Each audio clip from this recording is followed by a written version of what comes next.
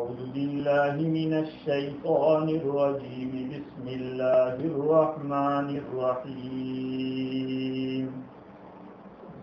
ما أصابكم من مصيبة فبما كسبت أيديكم ويعفو عن كثير صدق الله العظيم. وعن عمر بن الخطاب رضي الله عنه قال قال رسول الله صلى الله عليه وسلم إقامة حد من حدود الله خير من مطر 40 ليلة في بلاد الله أو كما قال عليه الصلاة والسلام. بزرگوں، پیارے بھائیوں، دنیا کے جو حالات ہیں اس سے اندازہ ہو رہا ہے کہ ساری دنیا پریشان ہے. جن ملکوں کو بہت ہی معمول اور محفوظ سمجھا جاتا تھا، وہاں بھی ہر ایک انسان نالاں اور پریشان ہے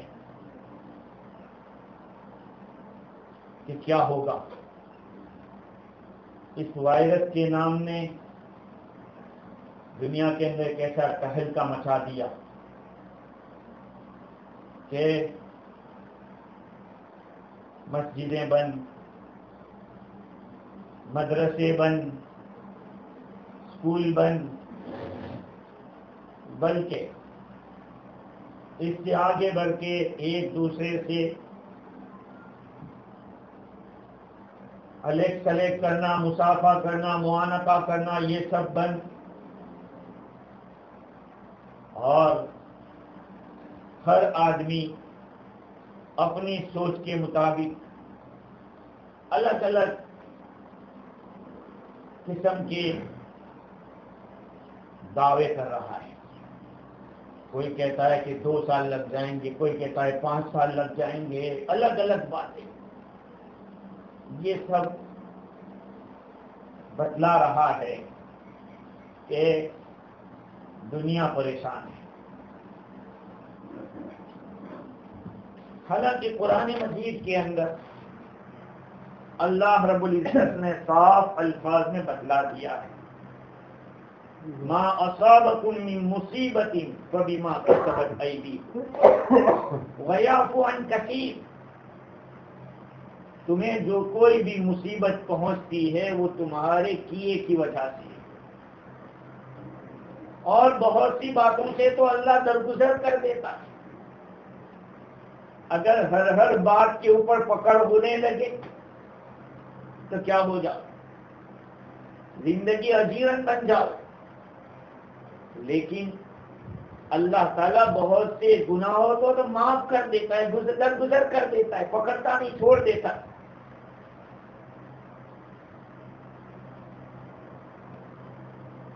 تو ان مصیبتوں کے اسباب میں سب سے بڑا سبب ہماری گناہ ہے، اللہ کی نافرمانی ہے.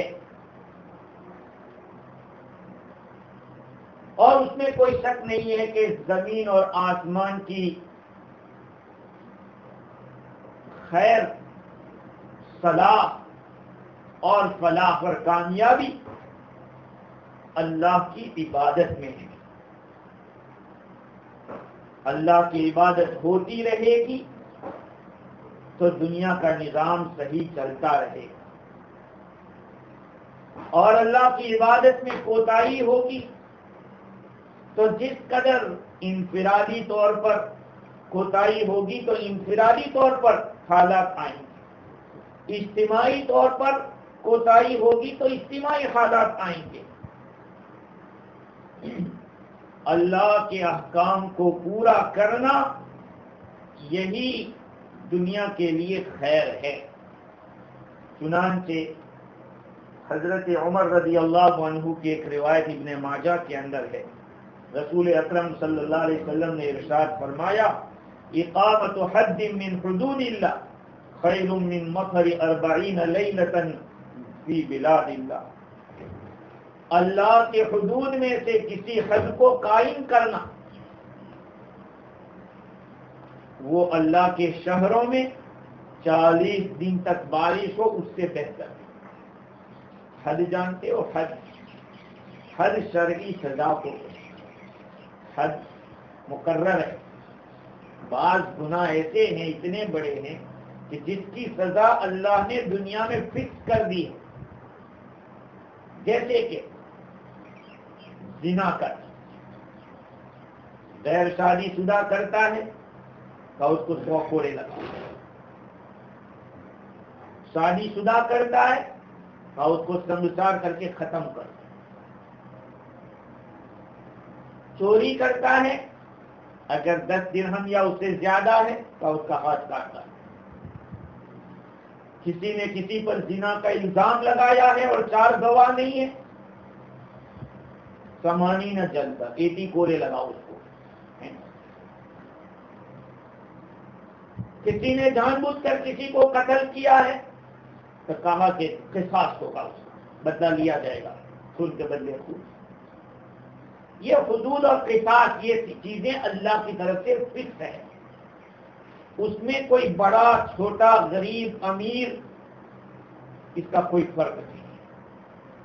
تو ایسی کسی ایک حد کو قائم کرنا اللہ کے شہروں کے اندر 40 دن تک 40 رات تک بارش ہوتی رہتا، اس سے زیادہ بہتر وہ ایک حد کو قائم کرنا اللہ کے ایک حکم کو نافذ کرتا ہے.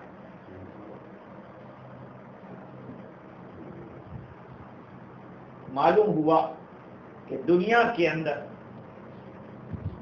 جو خیر ہے وہ اللہ کے احکام کو پورا کرنے میں، اور جو فساد ہے بگاڑ ہے وہ اللہ کی نافرمانی کرنا. ظہر الفساد فی البر والبحر بما کسبت ایدی الناس لیذیقہم بعض الذی عملوا لعلہم یرجعون. زمین میں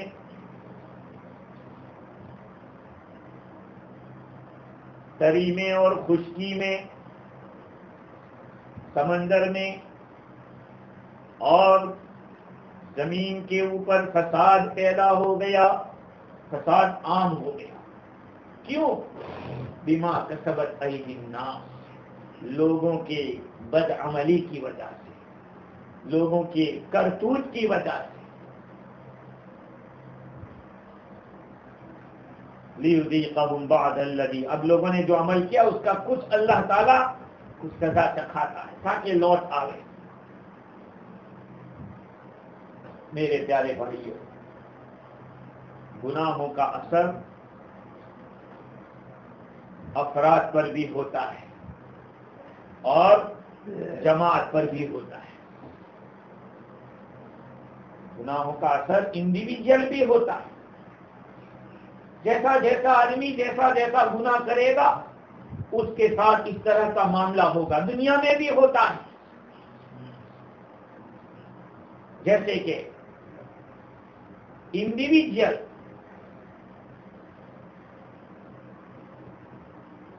دلوں کا بدل جانا، بعض سزائیں ایسی ہوتی، بعض آثار ایسے ہوتے ہیں جس کا تعلق دل سے ہوتا ہے.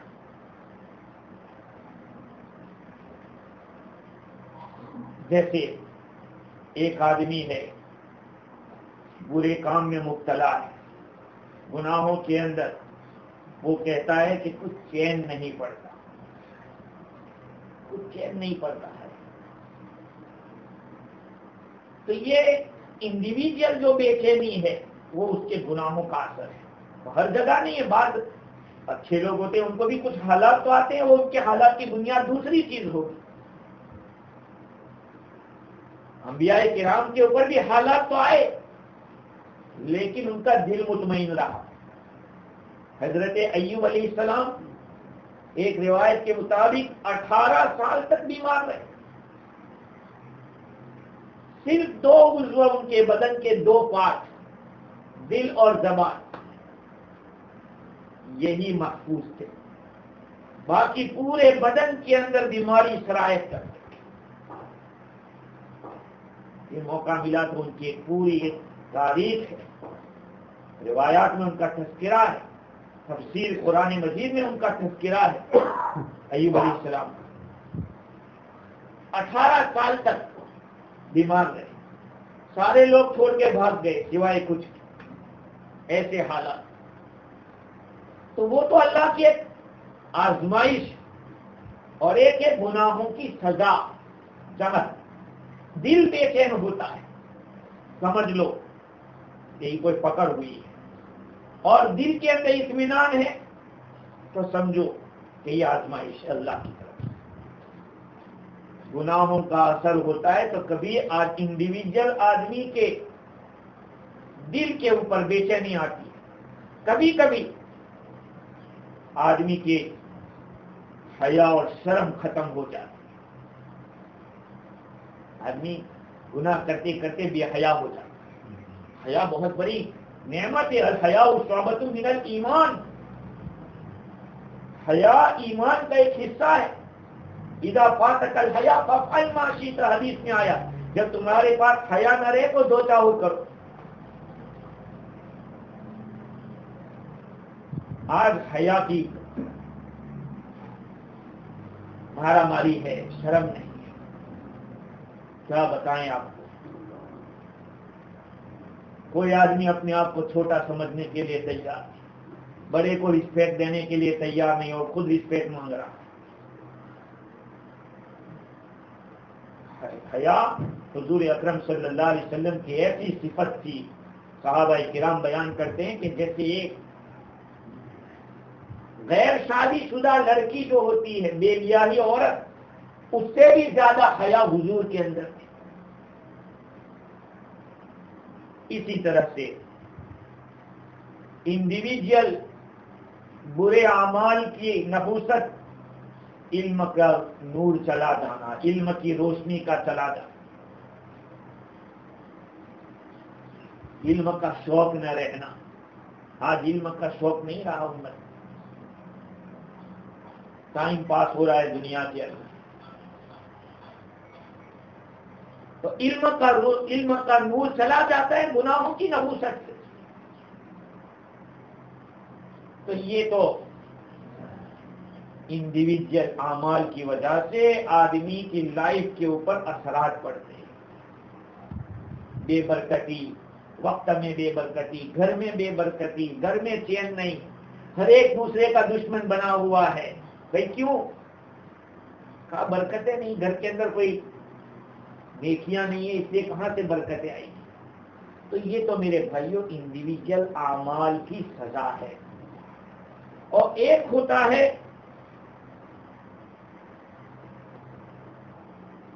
اجتماعی طور پر سارے لوگ پریشان ہو، جیسے کہ قوم عاد کو اللہ نے ختم کر دیا، قوم نوح کو ختم کر دیا، پوری قوم ختم کر دی گئی۔ قوم لوط کو اللہ نے پلٹ دیا، وہ پوری کی پوری جماعت۔ تو جیسے جیسے اعمال ہوں گے ایسے ایسے اللہ کی پکڑ آئے گی، ایسے ایسی سزا ہوگی۔ نعمتیں انڈیویجل نعمتیں چلی جا کے ایمان سب سے بڑی دولت ہے، اسی طرح سے مال کی دولت ہے، رزق بھی اللہ کی نعمت ہے، وطن کے اندر امن اور چین اور سکون کا ملنا یہ بھی بہت بڑی نعمت ہے۔ لیکن کب اللہ چھین لے گے؟ ان اللہ لا یغیر ما بقوم حتی یغیروا ما بانفسهم وَإِذَا أَرَادَ اللَّهُ بِقَوْمٍ سُوءًا فَلَا مَرَدَّ لَهُ۔ اللہ تعالیٰ کسی قوم کی حالت کو نہیں بدلتا ہے جب تک کہ وہ قوم اپنی حالت کو نہ بدلے، اور جب اللہ کسی قوم کے ساتھ برائی کا ارادہ کرتا ہے اس کو کوئی واپس کرنے والا نہیں ہوتا۔ پوری دنیا مل کے کرونا کر رہی ہے، بھاگ گیا اس سے۔ اللہ سے اپنا رشتہ صحیح کر لو میرے عزیزو. اللہ مجھے بھی اپنا تعلق عطا فرمائے, آپ کو بھی اپنا تعلق عطا فرمائے. سب سے بنیادی چیز اللہ سے تعلق پیدا کرنا. جب اس کے ساتھ تعلق صحیح ہے تو پھر کسی قسم کا کوئی خطرہ نہیں. ہاں, اللہ کی نافرمانی کرنے سے اس کو غیرت آتی ہے. غیرت جانتے ہو غیرت کس کو کہتے ہیں؟ غیرت علامہ عینی نے اور اسی طرح سے حافظ ابن حجر رحمۃ اللہ علیہ نے لکھا ہے کہ غیرت کا جو لفظ ہے وہ دل کے چینج ہو جانا, غصے کا جوش مارنا, اس چیز میں شرکت کی وجہ سے جو خاص ہے. خاص طور پر بیوی کے معاملے میں یہ بات ہوتی ہے. غیرت حدیث میں آیا ان اللہ یغار, اللہ کو غیرت آتی ہے. کیسے, کیا غیرت؟ کہا وَإِنَّ الْمُؤْمِنُ یغار, ایمان والا بھی غیرت کرتا ہے. اور اللہ کی غیرت کیا ہے؟ وَغَيْرَةُ اللَّهِ أَن يَأْتِيَ الْمُؤْمِنُ مَا حَرَّمَ عَلَيْهِ, اللہ کی غیرت یہ ہے کہ ایمان والا وہ دھندے کرے جو اللہ نے اس پر حرام کیے. آج اللہ ہمیں معاف. دیکھیے سودی کاروبار, آدمی سود کے پیچھے نہیں دیکھتا ہے. کیا سوچتا ہے؟ ارے ابھی تو لے لو, بعد میں دیکھی جائے. 1%, ارے 0.5% کیوں نہ ہو, سود سود ہے. کتنا بڑا گناہ. 36 سے زیادہ مرتبہ اپنی سگی ماں کے ساتھ نعوذ باللہ ثم نعوذ باللہ زنا کرنے کے برابر. کس کے ساتھ؟ اپنی سگی ماں. آج نئی نئی اسکیمیں, نئے نئے پلان آ رہے, لیکن یہ فکر نہیں ہے کہ اللہ کی غیرت کیا ہے. اللہ کہا کہ ایمان والا جب کوئی حرام کردہ چیز کا ارتکاب کرتا ہے تو اللہ کی غیرت جوش میں. دوسری ایک حدیث میں حضور اکرم صلی اللہ علیہ وسلم نے ارشاد فرمایا, بخاری شریف کی روایت ہے, عبداللہ بن مسعود رضی اللہ تعالیٰ عنہ فرماتے ہیں آقا صلی اللہ علیہ وسلم نے فرمایا ما من احد اغیر من اللہ, اللہ سے زیادہ غیرت والا کوئی نہیں. من اجل ذلک حرم الفواحش, کا اسی لیے تو اللہ تعالیٰ نے فحش کاری بدکاری کو حرام کیا ہے. اللہ تعالیٰ نے کیوں حرام کیا؟ اسی لیے حرام کیا فواحش کو. دوسری ایک حدیث حضرت عائشہ صدیقہ رضی اللہ تعالیٰ عنہ فرماتی ہے آقا صلی اللہ علیہ وسلم نے فرمایا یا امت محمد, اللہ کے نبی فرما رہے کہ اے محمد کی امت صلی اللہ علیہ وسلم, ما احد اغیر من اللہ, اللہ سے زیادہ کوئی بڑا غیرت والا نہیں ہے. ان یرا عبدہ او امتہ, اللہ تعالیٰ کو غیرت آتی اس بات سے کہ وہ دیکھے اپنے بندے کو یا بندی کو تزنی زنا کرتے ہوئے دیکھے. یا امت محمد, حضور نے فرمایا کہ اے امت محمد لو تعلمون ما اعلم لضحکتم قلیلا ولبکیتم کثیرا, اگر تمہیں جو بات میں جانتا ہوں اگر معلوم ہو جاوے تو تم ہنسو گے کم اور رو گے زیادہ. ایک انسان کی غیرت, ایک اللہ کے رسول کی غیرت اور ایک اللہ کی غیرت.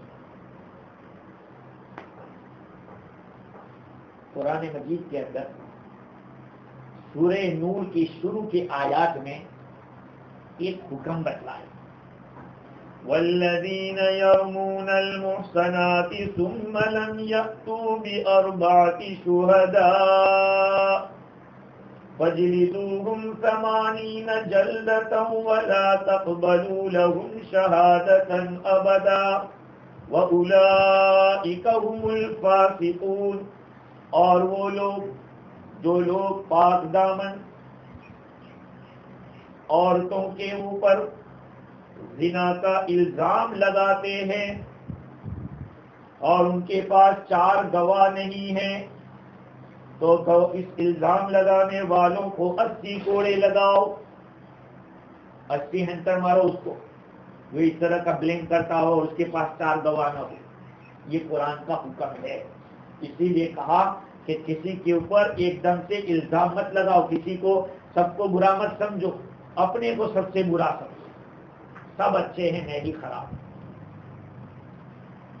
حضرت جب یہ آیت کریمہ سعد بن عبادہ رضی اللہ تعالیٰ عنہ نے سنی، انہوں نے حضور اکرم صلی اللہ علیہ وسلم سے پوچھا لو رأيت رجلا مع امرأتي لضربته بالسيف غير مسفح، اگر میں نے اپنی بیوی کو کسی پرائے کے ساتھ دیکھا تو میں اس کو ذرا بھی دیر نہیں کروں گا اور تلوار چھوڑا دوں۔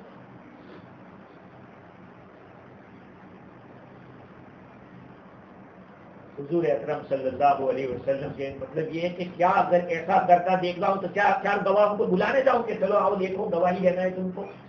میں تو انتظار نہیں کروں گا، اسی ٹائم تلوار سے اڑا دوں گا۔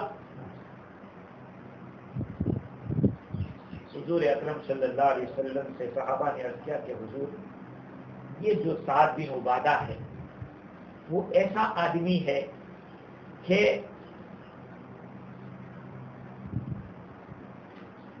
کسی عورت کے ساتھ جس کسی کے ساتھ اس نے نکاح کیا ہے وہ بے بیاہی عورت سے اس نے نکاح کیا، اور جس عورت کے ساتھ اس کا کنیکشن ختم ہو گیا اس کے ساتھ کسی نے شادی نہیں کی۔ یہ ایسا غیرت والا آدمی۔ اللہ کے رسول صلی اللہ علیہ وسلم نے فرمایا کہ اللہ تعالیٰ اس سے بھی زیادہ غیرت والا ہے۔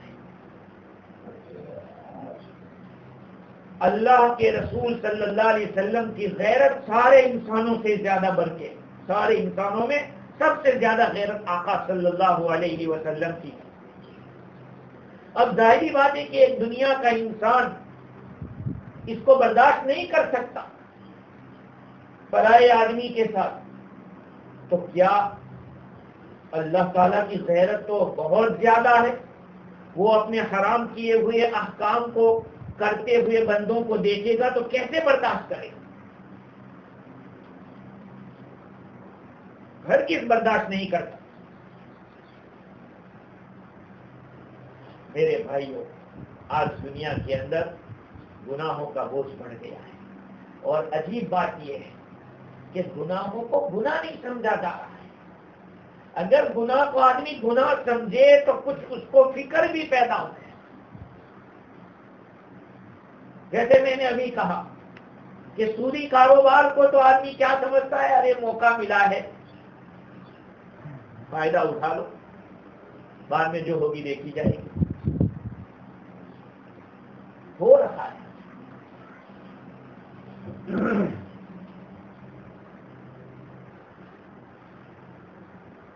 غیرت جب ختم ہو جاتی ہے تو پھر آدمی کو کچھ صحیح سوچتا ہے۔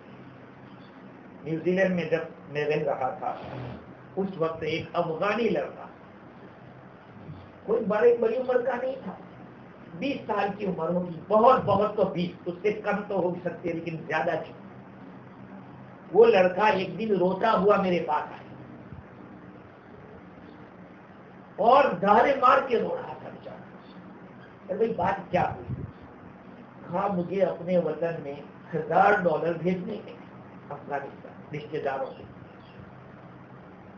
تو کریڈٹ کارڈ سے میں نے پیسے نکالے اور بھیج دیے، مجھے معلوم نہیں تھا کہ اس پر سود آنے والا ہے۔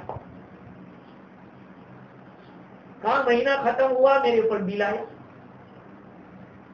میں نے تو اس کارڈ کو ٹکڑے کر دیے اور پیسہ پے کر دیا، لیکن یہ بہت بڑا گناہ ہو گیا۔ میں $100 مسجد میں دینا چاہتا ہوں، آئندہ میں یہ نہیں کروں۔ یہ ایمان ہوتا ہے، اس کو کہتے ہیں ایمان۔ چھوٹی سی بات سے آج ایمان کا سودا ہو جاتا ہے. ایک عورت کا بھی 2 دن پہلے فون آیا میرے یہاں نیوزی لینڈ، تو کہا کہ مفتی صاحب بڑی تکلیف ہے مجھ کو، بیچاری کو اللہ اس کو شفا عطا فرمائے، عافیت عطا فرمائے، بڑی پریشانی ہے کہ جن ستا رہا ہے. تو کسی غیر کے پاس جب علاج کرانے مجبوراً گئی بیچاری، تو اس نے اس کو کہا کہ تمہیں یہ بولنا پڑے گا، یہ ہوم بولو، یہ بولو، وہ بولو. تو اس نے کہا کہ مفتی صاحب میں مر سکتی لیکن یہ میں نہیں بول سکتی، مجھے بھی اچھا تو ہونا ہے لیکن ایمان کا معاملہ ایسا ہے کہ میں اس میں باندھ چھوڑ نہیں کر سکتی، میں کیسے بول سکتی ہوں. اور وہ کہتا ہے تم یقین، ارے کس پر مجھے، میرا یقین تو اللہ پر ہے. دنیا میں ایسے لوگ بھی ہیں. ہاں عورتیں، ایک عورت ذاتی کہہ رہی ہے، میں نے کہا کہ بالکل صحیح آپ کی بات، ایمان کا سودا نہیں ہو سکتا. لیکن میرے بھائیو آج ہمارا حال امت کا یہ ہے کہ جب دنیا کا نفع ہم دیکھتے ہیں دنیا کا، تو پھر ہم فائدے کے پیچھے بھاگ جاتے ہیں. اب چاہے سودی کاروبار ہو، چاہے شراب ہو، چاہے اس طرح کی بات، کسی کو دھوکہ دینا ہو، کسی کا مال ہڑپ کرنا ہو، یہ نہیں دیکھتے ہم. غیرت کا تقاضا ہے میرے بھائی. امت کو چاہیے کہ محنت کر کے کما کے کھائے، یہ غیرت چاہتی ہے ہماری. صحابہ کرام سے جب یہ بات بتائی اللہ کے حبیب صلی اللہ علیہ وسلم نے کہ کبھی کسی سے سوال مت کرنا. صدیق اکبر رضی اللہ عنہ ایسے صحابہ کرام جب اپنی سواری پر سوار ہوتے تھے اور ان کا جو چابک جو ہوتی تھی جس کے ذریعے وہ گاڑی چلاتے تھے اس کو، سواری کو، وہ اگر گر جاتی تو دوسرے کو یہ نہیں کہتے کہ اس کو مجھے اٹھا کر دو، یہ بھی سوال ہو گئے. اپنی محنت کو بیدار کرو میرے عزیزو، اپنے ایمان کو سمجھو کہ ہمارا ایمان ہم سے کیا چاہتا ہے. آج بہت بڑا المیہ ہے پوری دنیا کے اندر کورونا تو سر اس سے زیادہ سخت کورونا یہ ہے کہ ہمارے ایمان کے جیسے سودے ہو رہے ہیں. اگر حکومتیں مسجدوں کو بند کر رہی ہیں تو کیا ہم اپنے گھر میں عبادتیں نہیں کر سکتے؟ اس امت کی تو خصوصیت ہے، انما جعلت لی الارض مسجدا وطہورا. اللہ کے حبیب صلی اللہ علیہ وسلم فرماتے ہیں کہ ساری زمین میرے لیے مسجد بنائی گئی اور پاک کرنے کی چیز بنائی گئی ہے. وہ پانی نہیں ہے تو تیمم کرو، شرائط ہے اس کی. لیکن میرے عزیزوں کب ہم سمجھیں گے اور سیکھیں گے ان چیزوں؟ علم کا شوق پیدا کرو. ہاں علم اٹھتا جا رہا ہے، علماء دنیا سے جا رہے ہیں. کیا ہوگا؟ چلو آج آپ لوگ سن رہے ہیں، ہماری اگلی نسل کا کیا ہوگا؟ اگر ہم نے ان کو ٹرین نہیں کیا، ہم نے ان کو سمجھایا نہیں کہ یہ دین ہے ہمارا، تو کیا ہوگا؟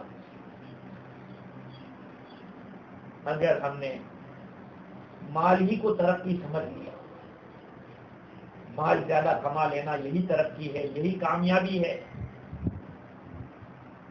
تو پھر میرے بھائیوں ساری چیز اسی کے پیچھے قربان ہو جائے گی ہماری. اللہ نے مجھے اور آپ کو ایمان دیا ہے، بہت بڑی دولت ہے، اور اس کے اوپر محنت کرنا ضروری ہے. اس کے لیے علم سیکھنا، اللہ کے ذکر میں لگے رہنا، یہ ساری چیزیں کرنے کی ہے. ہاں جمعہ کے دن سورہ کہف پڑھو، حضور اکرم صلی اللہ علیہ وسلم پر جتنا درود شریف ہو سکتا ہو، جتنا کثرت کے ساتھ ہو سکتا ہو پڑھو میرے بھائیوں. اللہ کے نبی سے رشتہ ناتا جوڑو، سنتوں کو زندہ کرو. کب تک ہم لوگ اس طرح سے زندگی گزاریں گے؟ ایک ایمان والے کو دیکھ کر معلوم ہونا چاہیے کہ یہ مسلمان ہے. دیکھو اس کے چہرے کے اوپر نور ہے ایمان کا. وہ وقت آنے والا ہے بہت خراب، بہت خراب. جس وقت دجال آئے گا تب تک کیا ہوگا؟ احادیث شریفہ کے اندر کہا گیا ہے کہ ایسے ایسے فتنے آئیں گے، بڑے بڑے فتنے، جس میں دجال کا فتنہ تو ایسا ہوگا جو پورے عالم کو لے ڈوبے گا، پورے عالم میں چلے گا، جیسے آج کورونا چل پڑا ہے، جیسے کورونا بھی تو پورے عالم میں ہے، پورے عالم میں. تو یہ سب سائن ہے میرے پاس، یہ اس کے آنے کی سب سائن ہیں. اور ان سائنوں سے پہلے ہمیں اللہ کو راضی کر لینا ہے، اپنا رشتہ اللہ سے مضبوط کر لینا ہے. اللہ کو راضی کرنے کی فکر کرو. بستر کے اوپر سوتے سوتے بھی اللہ سے لو لگاؤ، بات کرو اللہ سے. اللہ سنتا ہے ہماری. یہ ضروری نہیں ہے کہ آپ مسجد میں جا کر ہی ذکر کریں گے، مسجد میں جا کر ہی قرآن پڑھیں گے. بستر پہ اپنے لیتے لیتے ہیں اور اللہ سے بات ہو رہی ہے، اللہ سن رہا ہے تمہاری. یہ یقین کر کے بات کرو اللہ سے. سارے مسئلے اسی سے حل کروانے. اللہ تعالیٰ سب کی حفاظت کرنا ہے اور ہماری مساجد کو اللہ تعالیٰ جلد سے زیادہ جلد کھول دے اور پورے عالم سے کورونا کے جو ایک فتنہ ہے اس فتنے کو ختم کرنا ہے. یقیناً فتنہ ہے کہ پوری دنیا پریشان ہے اس کے لیے. کوئی کھلتا ہے کہ پھر یہ ہو گیا، کیا کریں گے، ہو گیا، اگر پھیل جائے گا کیا ہوگا. کسی کو سمجھ میں آ نہیں رہا. کا علاج کچھ نہیں، ابھی تک نہیں ملا. کوئی کہہ رہا ہے کہ مل گیا. ارے بھائی جس کو ملا ہم تو اللہ سے مانگتے ہیں. جب ساری دنیا کی طاقتیں فیل ہو گئی تو وہی تو ہے اصل پاور ہاؤس، اسی سے تو مانگنا ہے.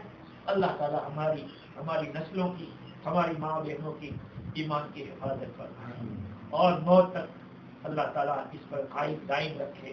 یہ دعا من وجہ جہاں کا واخر دعوانا الحمدللہ.